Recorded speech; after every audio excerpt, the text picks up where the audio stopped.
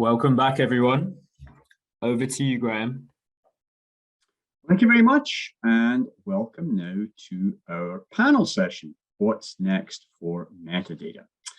You know, we talk a lot about building metadata models and keeping the data itself accurate.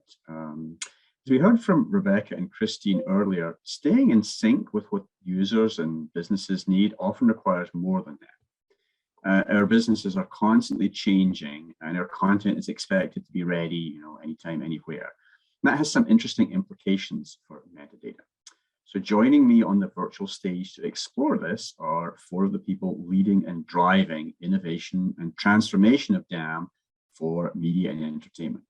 Charles Duncan, Technical Project Manager with Disney Parks Experiences and Products. Shelley Meeks, Executive Director of Content Services for Hearst Magazines. Roell is Taxonomy Strategist with the Editorial Creative team at Netflix.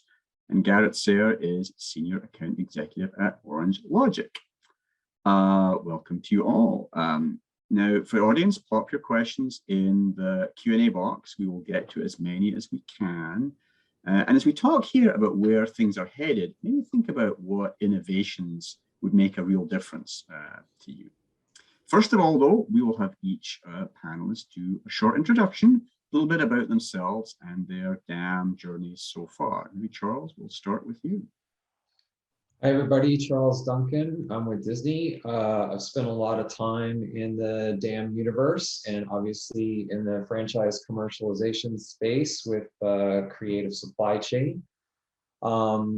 I got to start back in metadata a long time ago using controlled vocabularies to tag assets for a licensing use case for B2B businesses to discover franchises and download content for licensing on physical products. Excellent. Shelley. Hello, everyone. My name is Shelly Meeks. I'm the Executive Director of Content Services for Hearst Magazines and Hearst Magazines International. I oversee a DAM that we use for all of our print content for the magazine company. We also use it for content distribution to our joint venture and license partners. And I got into DAM because I was originally a photo researcher in the editorial team of Harper's Bazaar, and I learned very quickly that it was really hard to find anything that had been published in Harper's Bazaar. I think many of our audience will relate to that. Michelle. Thanks, Graham. Hi, everyone. My name is Michelle Roell. My pronouns are she, hers. I'm in Los Angeles, California. I have short brown hair. I'm wearing glasses. I'm in a flowered shirt sitting in front of a blue curtain. My current role is as a taxonomy strategist for promotional media for Netflix. I've been with the team as of today, 1 year. So I work cross-functionally with an asset management, product and engineering team in order to create a one-stop shop of final promotional assets across Netflix, Marcoms, and product teams. So I also run a promo media taxonomy governance squad. It's yet another cross-functional team where I have artwork and AV professionals helping create the assets that you see when you're scrolling through Netflix or watching our channels on YouTube or Twitter, but also maybe just driving down Sunset Boulevard and seeing a billboard or a bus shelter. All of these different promotional assets are what is being held within our DAM. I'm also a member of the Editorial Creative taxonomy team, a group of really stunning taxonomists who are helping shape our controlled vocabularies and taxonomies across the editorial and descriptive space, but also the studio production space, in addition to my promo media space. And then I worked in master data management and DAMs for Disney prior to Netflix, and I was a motion graphics animator at Nickelodeon back in the day as well. Also, I have a Master's of Science and Information Studies from the University of Texas at Austin, so hook 'em. What a wonderful example of descriptive metadata that all was. And you also said one of the magic words, governance. I think we might come back to that tasty topic later. Garrett. Hey, I'm Garrett. Michelle, I'm gonna bleed my head back here. I hope you see the Texas A&M sign back there, Giga Maggies. But yeah, Garrett Sayer, Senior Account Executive over here at Orange Logic. I primarily work with enterprise deployment of dams and strategizing around workflows and really corralling a bunch of different assets across various business units into a centralized location. So I spearhead our business development on that front, as well as provide a consultative approach towards that through the deployment as well. So I've spent the past 8 years now working with digital content workflows of varying industries, from insurance, construction, media, finance, the glam world. So a lot of that does tie into the AI and machine learning and robotic process automation that a lot of tools deploy. But yeah, I've been with Orange Logic just for the past coming up on 9 months now. So not quite the year, Michelle, but I'll get there eventually. So, folks, as you see, this is quite a broad spectrum of experience and expertise at your disposal to answer your questions. And actually, I think maybe we'll pick up on something Garrett said there. You know, metadata is often perceived as a desperately manual process. And, you know, one of the frontiers that we keep trying to push is automation. And Garrett, you mentioned there, you know, AI, ML, that's sometimes thought of as a holy grail for, you know, automation and metadata. Where do you think is the state today? Maybe Garrett, we'll start with you since you planted the seed. Where do you think the state today of automation is? Yeah, so I mean, you can't really rely on AI and machine learning to be that holy grail. I mean, it is a very fundamental and elemental tool towards supporting, but I think when it comes to automation, specifically with metadata, you have to look at the metadata supply chain automation as a whole. So not just that AI piece. So you're going to have varying types of assets. You're going to have photos, videos, 3D graphics, but under each of those types, you'll have varying intents. So, you know, with photos, you may have products, photos, event photos, editorial photos, headshots, portraits. Each one of those require their own set of metadata, but each one of those also requires their own set of automations and regulations and governance. So, you know, if you have, say, a portrait photo that is, if that's absorbed into the DAM and that's identified, you know, an enterprise DAM can then trigger a set of automations of, okay, well, I need to run facial recognition on this particular portrait, identify who this talent is, then piggyback that and springboard that into further automation of, okay, well, maybe I need to email and notify that talent or their agent to collect their approval. Maybe I need to automate a notification to legal for clearance on this. So really that entire asset supply or metadata supply chain automation, getting very granular around what the intent of each of those assets is, and having that back end automation to then create that fluid, you know, conveyor belt of information. That's I think where metadata is headed, is not just relying on the human touch and the bulk editing and all of that, but also bringing all those tools together to you know, with triggers and results holistically. And Charles, I think that ties a little bit to what you talked about in your presentation earlier. You were talking about automation a little bit more holistically, but the same thing would apply in the metadata layer behind the assets. Yeah, I think there's also a giant opportunity for inference based upon our controlled vocabulary that we're putting inside of the metadata. So, you know, taking one step back, for me, when I think about metadata, it's what are we trying to do? Because oftentimes we think about keywords and that's for search and that's traditional DAM, but as we move out into the space, we're trying to actually facilitate business processes and get things through the pipeline. So metadata can be used for us to automate certain portions of that. But what I see going forward is our ability to use inference within our terms that are in the controlled vocabulary to establish relationships that are going on. So not just the surface level tagging of like what this thing is, but kind of what Garrett touched on was intent.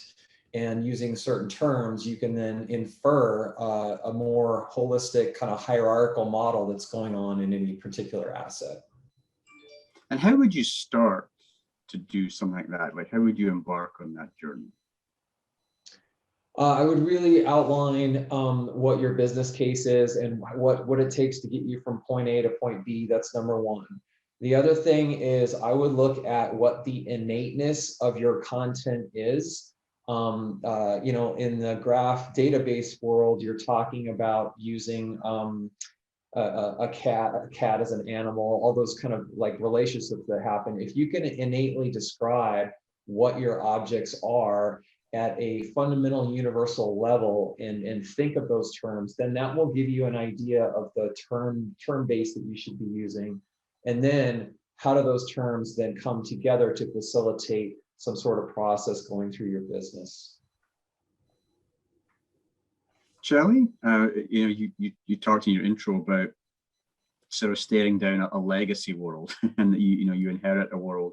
Sometimes automation is one of the ways that you can tackle just ingesting the past. What is automation? How does automation come to bear in your world? Well, in several different ways, and I would say that I agree with the comments that were made earlier that you can't fully rely on AI at this stage in terms of trying to get full and relevant markup on content, particularly because in my industry, I'm working with like a set of over 20 different brands.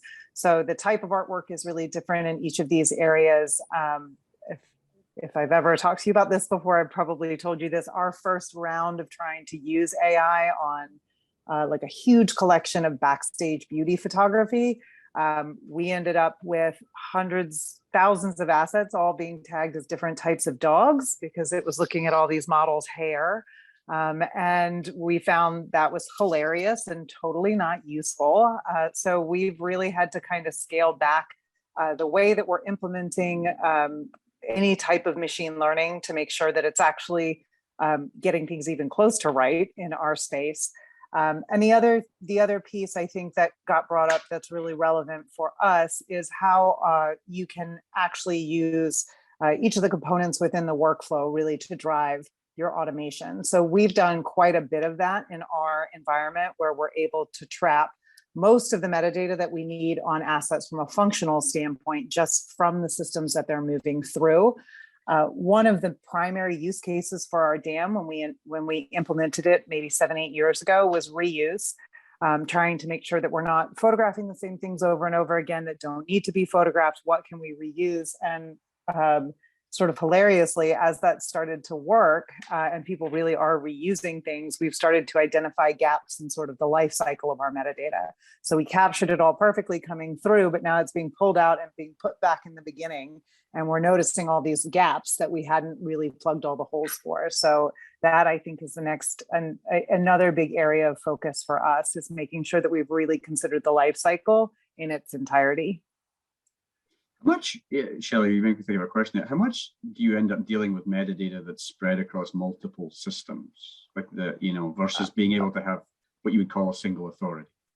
Oh, constantly. And that's okay in most cases because there are a lot of things that occur in work in progress systems when someone's putting together the magazine that I don't want in our archive that aren't relevant. I was listening to a panel yesterday, which of course I can't think of the name of, but there was a question asked, is there such thing as too much metadata? And yes, absolutely, because there are things that I don't want any notes about retouching in my dam when the assets are final. I don't need those things going out into the world. I don't need people having any visibility into that. I also don't need them having visibility into, obviously everyone deals with, personally identifiable information. There's a tremendous amount of contractual and rights information that we simply don't want in one place.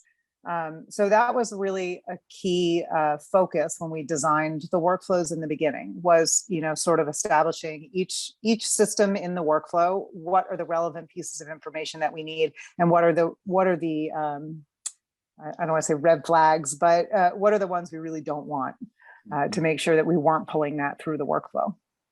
Hey, Shelley, out of curiosity, real quick. So you mentioned you have all these franchises. Do you view them as silos of vocabularies, or do you have one vocabulary with facets? We have one vocabulary with facets, and we do that mostly because another use case for our dam was making sure. So I'm with a magazine company. We have about 20 brands or so, and we're licensing a number of them to international partners. And part of what we wanted to be able to do was surface what was available in the network outside of their brand in many cases. So it really helped in that case. And in fact, it's funny you mentioned it. I sort of hadn't thought about this. When we migrated from an old DAM, there were really distinct vocabularies for each different brand. And so that was part of our process in pulling all these systems together was, okay, well, how do we, is it, it's a girl for Cosmo, it's a woman in Harper's Bazaar. Like, how are we fixing this? So that you have unified search terms across the board. And Michelle, if your world also sort of transcends multiple spaces, and you also have to deal with content coming from the outside world going to the outside world. How much is your metadata sort of spread across multiple repositories, and how do you control that? Yeah, excuse me, that definitely sounds familiar. I think that what we're trying to see is as much metadata as we can standardize upstream and then gather that metadata with the asset as it comes into our systems. So if we have a collection point up here, we don't also ask for that same collection point here, right? We want to be able to be smarter about how we're collecting this metadata and have as little manual entry as possible. So looking for any kind of connection upstream to gather that data, to also then pull out whatever embedded metadata we can. And then at the last stage, if we have to ask for a manual piece of metadata to be entered, then we will. But it is about what Shelley just mentioned, that standardization of those terms. Once you then are asking a user to actually fill something out, you don't want to have the term woman and girl. If you're meaning something separate about those things, then fine. But if you mean something that is the same, then that's where something like data governance comes in, where you need to be able to define these terms and state why you have one specific term that you're showing and applying to this specific asset. And I would just quickly add in that one of the things that came up for us was that I think initially when things were set up, it was set up with the brand in mind.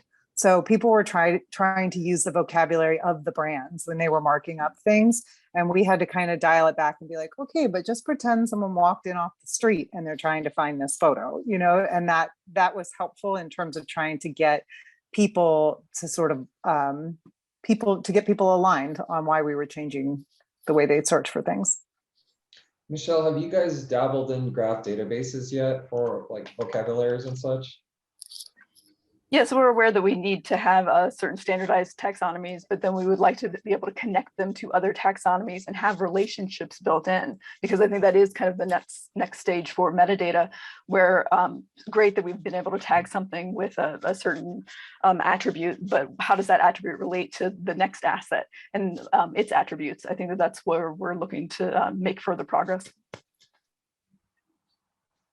Well, and Michelle, you said governance again there a moment ago. It's clearly it's more than just a tool, right? The governance is sort of a process and maybe even a mindset. How have you approached that? How have you approached sort of designing and then introducing governance? Yeah, I think it's something that is integral to any kind of dam. So great that you've got the actual tool, you've got some processes set up to import data, but you need those people that are actually talking to each other and talking about what does all this data mean? What are all these assets actually, what are they doing in this system? So for us, we've created a taxonomy governance squad where bi-weekly we meet and we talk about the data that is sitting within the dam. So we want to make sure that the taxonomies that I help run is actually that control vocabulary list is relevant, that it's something that is meaningful to the business as it is today and not the business that we were in a year ago. And then all of the other pieces of metadata, even the manual pieces, any kind of free text, we want to make sure that the fields that we're asking for are relevant and something that is useful for that user to actually be filling out if we're asking them to spend time filling it out. So through that governance process, it's really examining, are we getting everyone's point of view? Can we move forward in that collective way to where the dam isn't doing 15 different things with 15 different points of view? We have one business point of view about our data. And then the way that we experience that is that through those bi-weekly meetings, we actually at Netflix are able to freely disagree and commit. We move forward. When we have a disagreement, we try to get to consensus. And then we actually see that inside of the dam. So the data that we've agreed to is the data that makes sense for the business. It's the one that folks are going to be searching on. They're going to be looking for when they're actually within the dam. And that governance process, it can't just be ad hoc. It's not that one time, right? That's why we have this recurring meeting where we've asked people to actually commit to being part of this process so that we know that we're actually staying in touch with the business. And I know we're going to be talking about keeping ahead of the business as well. I think that governance process is part of it, is being able to already be in touch with your end users, being able to be a presence in their life, that they know that I'm the taxonomist. They know that they should come talk to me when they have some future state needs. Well, that's actually a rather important point. How would you recommend sort of our audience go about recruiting to a governance, to metadata and taxonomy governance? It's not just for anybody. There's this, it's kind of important to make sure you have those people who will take it back out, to the business. How did you approach that? Yeah, so for our group, we're definitely not looking to boil the ocean, right? So we've got about 10 or 15 folks who come regularly to this meeting. And the goal is, yes, that they then kind of share the wealth with their teams. So whenever tackling a new space, you're actually working in kind of a working group setting where you're actually talking with folks more informally, I would say, trying to do your user interviews, trying to make sure that you understand what the business is and how you can translate that into metadata, if you will. And then who was actually speaking up in those meetings, who was actually engaged, right? Trying to build that relationship with those folks so that when your working group then can transition into a governance squad, you actually already have identified through the process of building whatever that taxonomy was, you've now landed on those couple of people who you think will actually care and have passion and have opinions and be able to voice, hey, this is what we need to be able to do to make this metadata continue to be relevant for the business. So it's really through building those relationships in that kind of initial user interview section and the working groups in order to then kind of recruit them into your governance squad. I think that's a brilliant definition of the kind of people that you would want in a governance squad. Garrett, maybe from a technology perspective, we're talking about governance as a people process, and there's an awful lot about making sure that people are equipped and also adopting. And there's a carrot and stick there. But from a technology perspective, how do you recommend approaching building and deploying systems that lend themselves to that, lend themselves to being governed in a way that metadata really needs to be today? Yeah, so I'll springboard off of Michelle's, the fact that you have a governance group that you meet, a committee that you meet with regularly. That's step one, right? Is making sure that there's a fluid story being told across the board. But if you go a step further, and I'm curious, Michelle, how you handle this, is within that committee, you're going to have various roles within your organization. So, I may be an editor. I don't necessarily need access to some specific information or metadata that somebody on legal or another business unit may need access to. So when it comes to deploying a platform, especially at an enterprise level, as you're building out this metadata structure, not only field by field, but also role by role, and having those two really in sync and identifying, okay, well, maybe these 3 fields need to be available to editors and they can edit those, but these 6, maybe there just needs to be visibility on the editorial side. So having both that field by field and role by role based. Shelley, you're working with various publications, so you're going to have various editors, various content creators across each of those publications, and whenever it comes to the assets that they need access to, how granular are you getting with those role-based governance permissions and those field by field governance and permissions? How are you handling that? Right. Well, it's a big question. And I think what we've done, because the other thing that is a factor for us is that about 50% of the usage of our dam is coming from non-native English speakers. It's our international network. And one of the things that we have not really done a tremendous amount of is catering to people in their own language. I will quickly just caveat that.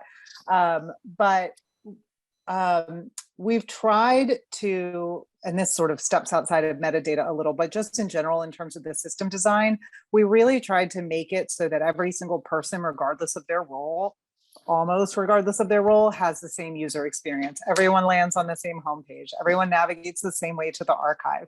And we have some visual indicators on the layout that help people, administrators, know if they're in particular groups that have special rights. So for example, some people can see material before it's on stands and some people can't. And so we have a little indicator that you're in the archive with a plus sign on it. And that's how I know as someone who's helping troubleshoot a problem that you've got access to this segment of content in the system. When it comes to how we're actually governing what people are looking for, it's funny, I've been typing with my team while we're on this thinking, we really need to step it up with our governance committee again, because we had something really robust in place as we were rolling it out. But what we've kind of done since is one, we are always doing L1 support for users. So we know a lot of the people that are struggling to find things. So we're dealing with people one-on-one. And another thing that we've done that has been useful, but I think we could do more with it, is we can pull reports from our DAM system about who's searching for what and who's not finding any results. And so that one helps us figure out what people are looking for that they can't find. It also helps us figure out if those people aren't reaching out to us, potentially who can we be in touch with to kind of say, hey, and you have to be careful, you don't want to creep people out, but if you can sort of do a wide call for, does anybody have questions about how to use this system? And the other thing that we do is we try to surface a lot of the high level metadata that people are looking for. So we have facets in our system that people can drill down into. And then beyond that, sort of going back to Michelle's point earlier about how you're trying to capture data along the way, we have sort of taken some of our taxonomy and just pushed it upstream. So we've said to people like, this is the list that we're expecting. These are the values we're expecting to see when we see it here. What do you guys think about this? And we've gotten feedback from them and a fair amount of buy-in, still a little ways to go, but they've also have really good insight, things that we've overlooked that maybe is more common than we thought in the system. So it's been really helpful, at least just to kind of engage people. And and I mentioned that because those are users that aren't necessarily in the DAM ever. The people who are inputting the information are really critical to the workflow, but if I just did a general, search for anybody who's been in my system for the last 2 months, I would miss all of those people. Speaking of that, Graham, if I can tee off there, going outside of the system, like there's a big challenge with metadata. And the big challenge is that you need a database. And then that database is usually in a system. So up until this point, we've been focused on this moment where we're in this source of truth. But a lot of us exist in this world, like she was just talking about upstream, where you got clients submitting things. So how do you transfer that metadata across the ecosystem, right? And so that's where earlier today I was showing that when we start to serialize file naming and we can put data in the files as they come across, then that allows you to go from system to system and carry that information along with the file, which is resilient of transformation and all of those particular things.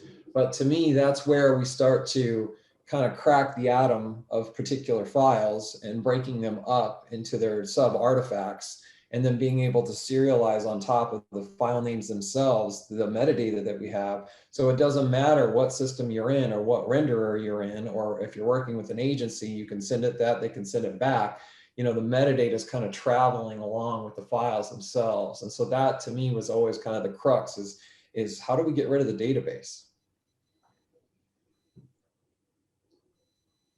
That's a big question. Maybe Garrett, will come to you in a moment on your thoughts on that, because that's a little bit about just how we architect, for metadata. Before that, though, Shelley, there's something interesting what you said a minute ago about running reports to find out what people are searching for. So you're measuring the effectiveness of your metadata, and then you sort of using that as a feedback. Can you talk more about that? Yeah, well, it's something that we've done. It's something that we've done really to kind of help us figure out how many people were unhappy in the system. Like I wanted to know, like how many people come into the system and leave with nothing, and why. And like I laugh because I'm a notoriously bad speller, so I find some really relatable search terms in there, which is just poor people who have not figured out how to spell Scarlett Johansson yet. And that's one thing that you can correct for, and if we could make suggestions on in our database, that would be amazing. but also it just sort of helped give us a sense, of what the volume of users that were struggling for things. Because again, mostly what I'm looking at is download reports. Who's actually using it? Who's getting things out of the system? And what type of stuff are they getting? And what teams are getting what? And it occurred to me eventually, because I get asked occasionally about particular international properties, how much they leverage the DAM system. And when I started realizing I had certain people that were logging in a bunch, but they were never downloading anything, I thought, well, what are they doing? Like, why are they there? I mean, there's plenty to do. There's a whole newsstand of magazines they could be looking at, et cetera. But I was curious. So it's one of the things that we started to look at. Another thing, and this is I have a long list of things that should happen before this, but I would really like it if we had some facility within our dam for people to sort of not submit a complaint really, but like to grade the metadata once they've actually found something. If it took them too long, and I try to tell users when we train them, like, listen, you can just send me the link to this asset right to our, our support email and just say, this was hard to find. Like, and we won't take it personally. We won't, think you're just being snarky, but it will help us realize once they've actually identified the asset that took them too long to find, what it was. Because otherwise, if you don't have a feedback loop, you just sit there with these reports like, oh, I guess Eastern Europe doesn't want to use this system. And it's like, well, actually, maybe they do, and they just can't find anything. I don't know that we could shine a bright enough light on what you're talking about here, because many people are familiar with the idea of running reports on what people are doing. But the idea of running reports on what people are not doing is incredibly insightful, can be incredibly insightful in shaping metadata, in shaping taxonomy, in shaping suggestions, in shaping, synonym mapping, things that your DAM tools are almost certainly quite equipped to do for you and help your users, but people aren't always looking for it. So I just wanted to shine more light on that, because I think it's a brilliant story that I hope maybe some of our audience can take and run with. And Michelle, I think it ties into what you said a few minutes ago about getting ahead of the business, right? This is starting to trying to put your mind into the mindset of the business, not waiting to be asked or waiting to be told, is sort of getting ahead. And Michelle, I know you sort of stared at a particularly interesting, diverse, business landscape. What does it mean for you to sort of get ahead of where your business is headed? Yeah, when I was reflecting on this earlier, for me, I thought it really was about being that known entity. So if the first time someone is hearing about taxonomy is when I need their help, that's probably not the greatest approach. I need to be able to explain, hey, here's what taxonomy is, here's why it's important to you. And at some point I'm going to come back around and I'm going to ask some questions, and I would like your partnership. So hopefully folks know that there's a taxonomy, there's a taxonomy team, there's taxonomists in order to help them find the assets that they're looking for and tag them appropriately. So I think being that known entity is a big important piece. We've got a ton of Slack channels, just like all the rest of y'all do, I'm sure. But I think that's really a wonderful asynchronous way to be available. I don't work global hours, but I have global users. So I need to be able to make sure to find a way to be able to interact with them. So the asynchronous Slack is always a wonderful thing. And then I think just giving presentations, doing those kinds of kind of outreach pieces are really important. I see more and more office hours happening at our company. And I think that's a really interesting approach for folks to be able to come with a question. And it's a really standardized time period. I think it's not necessarily always about me being available. It's also about me asking, right? About me showing up and saying, hey, I know I went to the company town hall and I heard about XYZ programs. How is this affecting you? What are you thinking about it? So I think asking, not guessing, is something that's really important. And the other thing that I was reflecting on about kind of being ahead of the business is also trying to make sure that I am being scaled as well. I think about this maybe in terms of our automation conversation earlier. Are there ways where I can be 3 taxonomists instead of the one that I am? So making sure that my processes are just as scalable and quick as the business needs. And Charles, you have, sorry, no, got it. Go ahead. Sorry, Graham. Yeah, no, I was going to say in this, Michelle and Shelly, so it's obtaining, it's of course you're trying to be 3 taxonomists at one time, Michelle. So that requires that means that you're not going to have a ton of time in the world to be able to go out and ask for, on a regular basis, exactly what metadata and what governance you should put into place. I mean, there will be some time allocated to that, but from a technology standpoint, there's an interesting use case. There's a form submission capability within our dam, and they're actually leveraging that for their internal support of not only, hey, how do I was looking for this particular asset, didn't find it, here's what I searched, which gets shot automatically to a dam admin. And then, but also B is more so from a support perspective, being sort of a, hey, I'm struggling to pull this particular format of a form. And that, especially if you're working in that asynchronous time zone, it would create a queue of, hey, here's all the items that are being asked across my entire team. I can address these, wake up in the morning and go and address these one by one and have this full list. So, I mean, also that creates a paper trail of what metadata people are asking for. And then you can run a report and leverage that as you're making these more holistic decisions on what to actually surface. So it's just a thought. I would just quickly add to that like creating a paper trail, I think, is super important.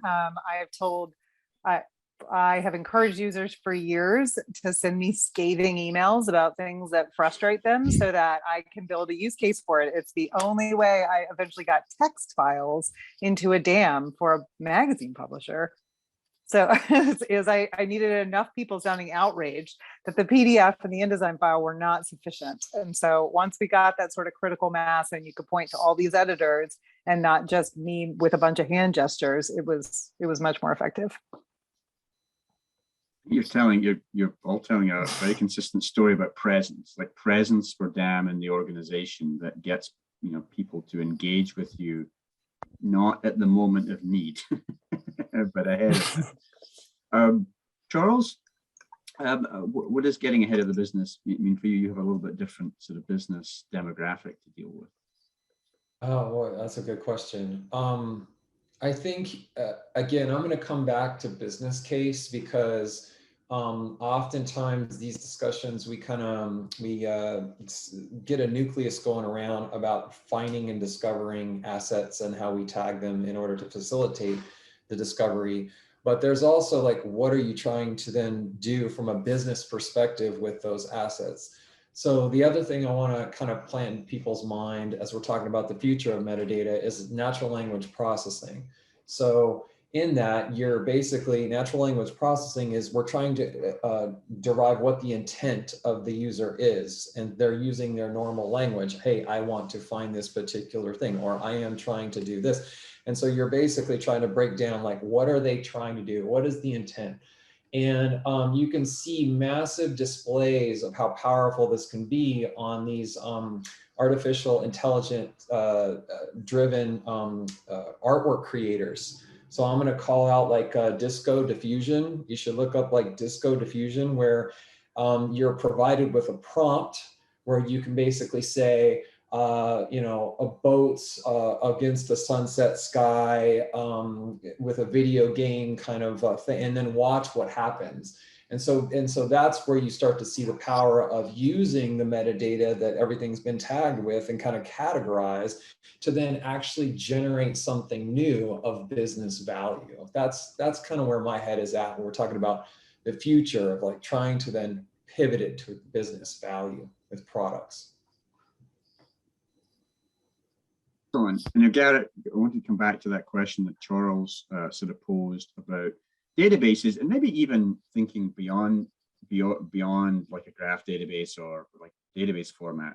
What is it that we should be anticipating and expecting technology-wise that will support, the next round of transformation for metadata? Yeah, so I think a big piece behind this is, Shelley, you mentioned earlier, too much metadata is a bad thing. And absolutely that's true, but there is a lot of residual metadata that can be captured that may be useful down the road, but you necessarily may not need to use it in this happenstance.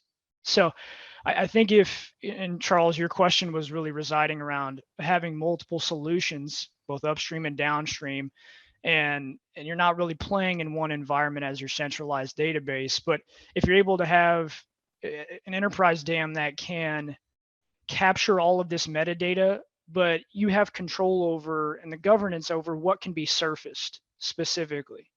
And but meanwhile, all that data sort of sits in an archive. And then say you end up deleting a metadata field. well, you want to sort of fall back in a safety net. So, Shelley, say you have a product team that says, hey, we no longer need the artist behind this particular product or whatever it may be. You delete that metadata field, and then 6 months down the line, you realize, okay, well, I actually do need that metadata field. Having an enterprise DAM or a tool in place that will allow you to, at that point, resurface all of that data.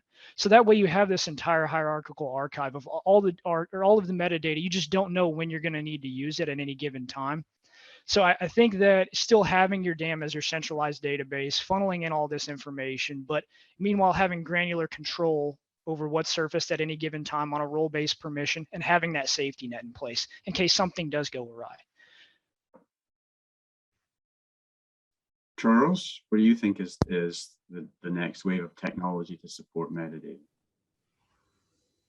I just think that we just don't want to think about it. I think get to the point where we can actually have enough trained models in place to where it's just kind of happening, especially if we get to a granular level of artifacts. I think the limitation that we have discovered is that we're coming up against the base file itself in a particular digital asset management system, and we're not looking like what's in that particular file. So again, I love that slide that I have, which shows you're going from a creative or a production world to a business world, and DAM is like right there because that's the black line that you cross. It's when you cross the line that you're going, and all the enrichment occurs primarily usually for those business purposes. But we have yet to explore the creative side of that, right? We're not tagging with artistic intent yet. And so when you start tagging with production or artistic intent, then now you have something that you can traverse and get even more automated. Well, maybe then to your point about approaching it from the business side, what do you see as the big sort of forces on the horizon? You talked about Metaverse in your own presentation earlier. What do you think are the big sort of transformative forces that will impact metadata in ways that we will need to, either be ready for or at the very least respond to? Yeah, I think it's two huge areas, okay? And actually they're one. It's personalization and it's accessibility. And the way I always like to talk to executives is accessibility is actually personalization. It's personalization for some sort of special use case. So in the fact that we want to go into dark mode on any given screen for anybody who has light sensitivity, and what happens when you go into dark mode. And so I beat this drum to the core. It's like, I can't believe we're still pounding out user interfaces that don't support dark mode. Like, how are we not doing it? Like, it's like, remember the days when we used to go to the theater, and then somebody in the theater would pull up their phone and then turn it on, and a big white screen would just fill the theater with white. It's like, if you're on a plane or if you're on anything, or if you're in a reading experience, the assumption that you have this big white bright screen because it does sell product, okay, is not going to last much longer. I think the metaverse is bringing in the dark mode because people are entering in the nightlife in the metaverse. So you better be able to go from light mode to dark mode, and in having the data set to do that, that's what's needed. And Garrett, maybe from a product perspective, what do you see as the big forces to be anticipated? Yeah, so I can talk about from a tech perspective, it's our job to stay ahead of these things, right? To have a research division that is really trying to absorb what new formats are going to be taking place or coming in the future. So like we have some clients that play heavily in the metaverse, and then also in the gaming world, there's a lot of 3D vectoral rendering. So this is something that from a tech standpoint, we just have to stay on the cutting edge of, and listening to these sorts of examples. Like, Charles, if you have a very specific example of what you're talking about, that is something that from a tech perspective, we should be open to listening to and exploring, and not just turning a blind eye and saying, oh, we can't do that. It's something that we have to be willing to grow and adjust and adapt as we enter into this. So that's a long answer around. I think that's our responsibility in the tech. Okay, that's just a great answer. The notion of responsibility in the provision of DAM is actually something that I think all of us as product owners to our businesses should be taking very seriously. We're actually not that far away from being out of time here, so maybe one quick question for each of you as we sort of as we leave our audience thinking about the future of metadata. What would be, for each of you, what would be top of your like fantasy wish list for metadata? Capabilities that you don't have yet at your fingertips or at your disposal, but that would make a real difference for you. Charles, what would be top of your wish list? Top of my list is making sure that you're starting to look at open source languages, open source controlled vocabulary languages that can facilitate your business process. Things that are pretty innate in nature, like I'm saying.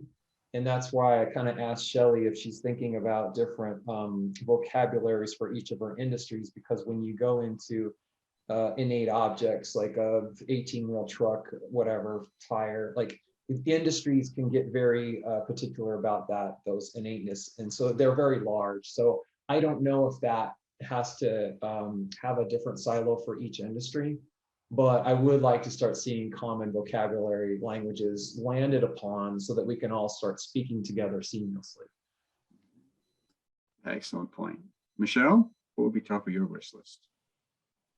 Yeah, I would want to piggyback on something that Shelley mentioned about the localization. I think that it's important for us as having global businesses that we're able to support the regions, that our tools are able to support the regions that they're expected to be working in. So there's no reason why we should always have English A to Z inside of our control vocabularies. I think it also makes our products more inclusive. And that's the other piece that I would really want to press, is that I think our metadata, especially the descriptive pieces, just need to be something looked at with a 2022 point of view. If not moving forward, we need to make sure that we're not describing things in a way that maybe was appropriate in the 1980s and probably wasn't appropriate then. But we need to make sure that any of the data we're collecting is something that's inclusive and welcoming for all. Yeah, actually, inclusion is a topic worthy of a whole session. If we could find the time to do that, that's an excellent point. Garrett, what's on your list? Yeah, I would say we don't have, like Shelly, you mentioned that you're right now having to go into your DAM and access or see what terms are being searched for. I don't think we're too far off from the DAM being able to do that for you and weight specific search terms and metadata fields based on back-end machine learning and algorithms. So really doing a lot of that legwork for you. I think that's right around the corner. Is so that way you're able to leverage what data is being pumped in from the search side to then piggyback and help you automate surfacing and bringing to light what metadata fields do need to be surfaced on the back end. Excellent. And Shelly, maybe we'll give the final word to you. Oh, well, thank you. Well, I certainly can second everything that everyone else has brought up in terms of unified languages or a unified vocabulary. For us in particular, it's always around rights that I would like there to be clearer and more consistent language. Also, it would be amazing if we could do a little more with localization for our international teams.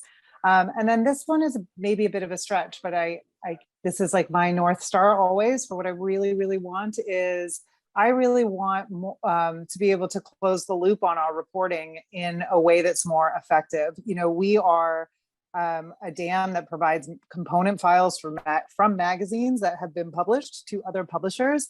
And I don't want to know what people have downloaded. I want to know what they published, and I want to know how many pages it produced. And I want to be able to look at a single contributor name and know how many pages I paid them to produce and how many pages I was able to get out of that from my network.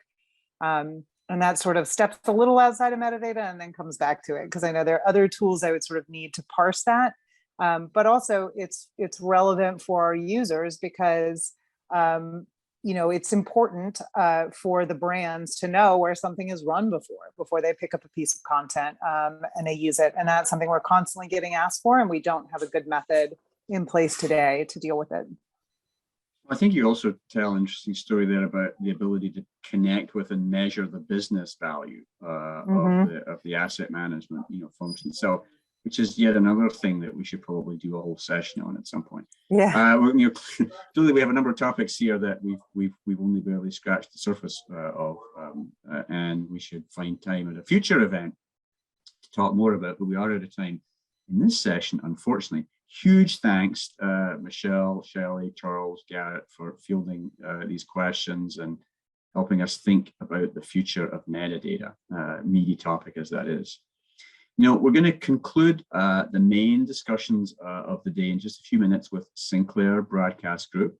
And if you weren't sure that you could believe the title of the session, Existing Media Workflows Disrupted and Literally Replaced Overnight, then you surely will once you've heard Mike Palmer explain what disruption can mean and how clever planning and nimble thinking can position you to turn that moment of disruption into a moment of transformation. We'll get that conversation going in the other channel in just a few minutes. We'll see you there.